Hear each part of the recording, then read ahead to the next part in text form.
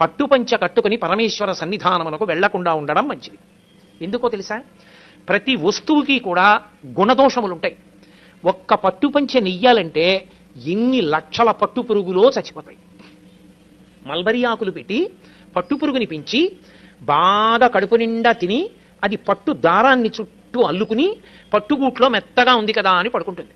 ఇక అది పడుకుని నిద్రపోవడం మొదలెట్టిన తర్వాత ఇక అది బయటికి రాలేదు, ఇక పట్టుదారం మొదలదు. ఇప్పుడు ఆ పురుగును ఒక్కదాన్ని తీసి బయటపడాయాలంటే పట్టు కాయని కోసేయాలి. కోసేస్తే దారం ఇంతంత ముక్కలైపోతుంది. అందుకే పట్టు కాయలన్నీ ఏం చేస్తారంటే మరుగునీళ్లలో పడేస్తారు. మరుగునీటిలో పడిపోగానే ఆ పట్టు పురుగుకి తెలివి వస్తుంది. అది బయటికి వెళ్ళిపోవాలని దారాల మధ్యలోంచి పెడుతున్న మరుగునీటికి శరీరం ఉడికిపోతుంటే గిల గిల గిల గిల కొట్టుకుంటుంది. కొట్టుకుని బయటికి వెళ్లే మార్గం లేక తాను అల్లుకున్న గూట్లో తానే చచ్చిపోతుంది. చనిపోయిన తర్వాత పట్టుకాయని తీసుకొచ్చి కండికి పెట్టి తిప్పుతారు. తిప్పి దారాన్ని యువతలకి తీసేసి ఆ పట్టు కాయని దాంట్లో ఉన్నటువంటి పురుగుని వీధిలో పారేస్తారు. ఎంతో హింస ఉంది ఒక పట్టుపంచలో. ఒక పట్టుపంచ కట్టుకుని ఒక పట్టు చీర కట్టుకుని ఆర్జిత సేవకి వెళ్ళడం కన్నా నూలుతో చేయబడినటువంటి పంచ కట్టుకుని వెళ్ళడం సర్వోత్కృష్టము. నేను